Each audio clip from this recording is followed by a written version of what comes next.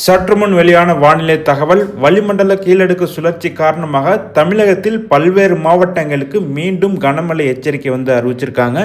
தமிழகத்தில் வடகிழக்கு பருவமழை கடந்த ஒரு வாரமாகவே தமிழகத்தில் பல்வேறு பகுதிகளில் பரவலாக கனமழை பெய்து வருகிறது.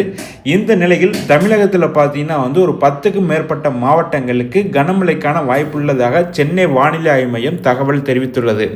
இது தொடர்பாக வானிலை ஆய்வு மையம் வெளியிட்டுள்ள அறிவிப்பில் கூறியிருப்பதாவது: தமிழக கடலோர பகுதிகளுக்கு அப்பால் உள்ள தென்மேற்கு வங்கக்கடல் பகுதிகளில் ஒரு வளிமண்டல கீழடுக்கு சுழற்சி நிலவுகிறது. இதன் காரணமாக தமிழகத்தில் இன்று கடலோர தமிழகத்தில் அநேக இடங்களிலும், உள் தமிழகத்தில் ஒரு சில இடங்களிலும், புதுவை மற்றும் காரைக்கால் பகுதிகளிலும் இடி மின்னலுடன் கூடிய லேசானது முதல் மிதமான மழை பெய்யக்கூடும்.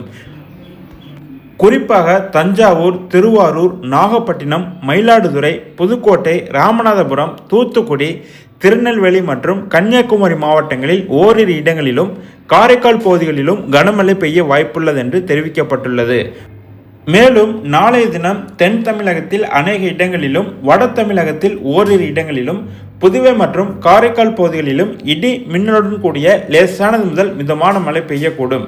பொதுவாக காலை வேளையில் லேசான பனிமூட்டம் காணப்படலாம். குறிப்பாக கன்னியாகுமரி, திருநெல்வேலி, தூத்துக்குடி, ராமநாதபுரம் மற்றும் தென்காசி மாவட்டங்களில் ஓரிரு இடங்களில் கனமழை பெய்ய வாய்ப்புள்ளது என்று தெரிவிக்கப்பட்டுள்ளது.